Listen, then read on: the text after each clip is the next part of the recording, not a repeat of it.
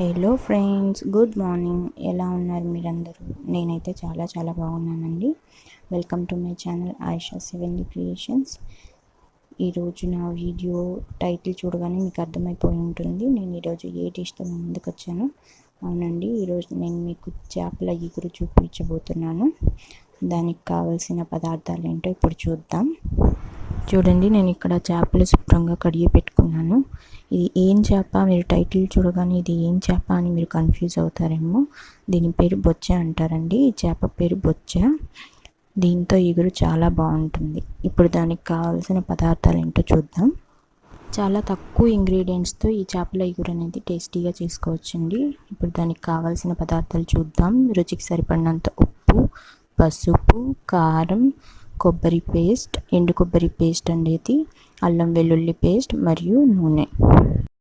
ఇక్కడ నేను అల్లం వెల్లుల్లి పేస్ట్లో కొద్దిగా లవంగాలు, పట్టా కూడా యాడ్ చేసుకున్నానండి. మరియు సన్నగా తరిగిన ఉల్లిపాయలు, పచ్చిమిర్చి, కొత్తిమీర కూడా. ఇక్కడ కావాల్సిన పదార్థాలు చూసాం కదా. ఇప్పుడు తయారీ విధానం చూద్దామండి. ముందుగా నేను స్టవ్ ఆన్ చేసుకుని గిన్నె పెట్టుకున్నాను. కొద్దిగా ఆయిల్ పోసుకున్నాను. ఆయిల్ వేడైన తర్వాత అందులో ఉల్లిపాయలు, పచ్చిమిర్చి వేసి కొద్దిగా ఉల్లిపాయలు ఎరుపు రంగు మారే వరకు ఫ్రై చేసుకోవాలండి.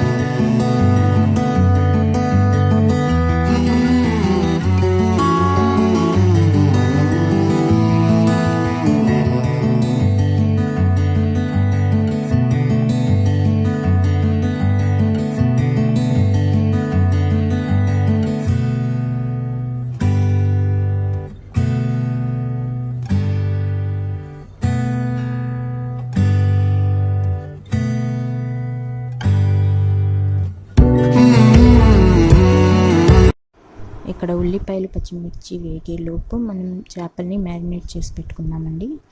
మ్యారినేట్ చేసుకోవడానికి ముందుగా చేపలు తీసుకొని కొద్దిగా ఉప్పు,